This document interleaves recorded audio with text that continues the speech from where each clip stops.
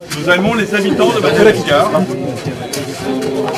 Nous aimons Madame Boule. Et nous aimons les habitants de Madame Boule. Allez, et on est tous Madame.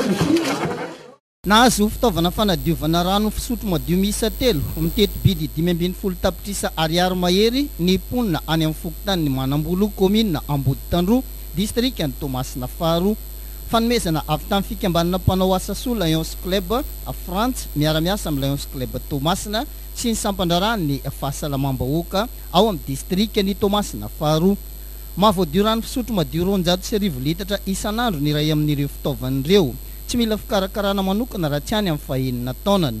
Mitovy kalitao amin'ny rano fisotro madio anaty tavoahangy plastika ny fahadiovan'ny rano azo avy aminy. Roa ho apetraka amin'ny tobi-pahasalamana na ray kosa ho an'ny EPP. Rano ihany koa dia fahasalamana ihany koa satria rehefa misotro rano madio dia voalaza fa miena 20 isan-jato ny aretin'ny valanina rehefa rano madio. Fahasalamana dia isoana na bebe ianareo satria mitsinjo ny fahasalamany vahoaka eto Manambolo. Io zay fa isy vokany amin'ny vahoaka izao zavatra ataonareo zao ka dia tsy hainay tsy isotra anareo amin'izay zavatra zay.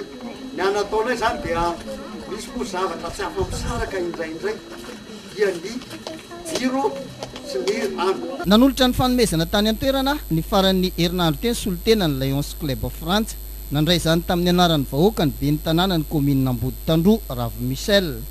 Ankoatra ny fahazahoana ireto fitaovana ireto, anjatony ihany koa ireto tantsano tsaboina sy nalana nify ary nomena fanafody maimaim-poana ho fanohizana ny fanampiana sosialy entin'ireo mpitsabo vahiny isan-taona ao amin'ny fokontany ny Manambolo commune Amboditandroa district ny Toamasina Faro.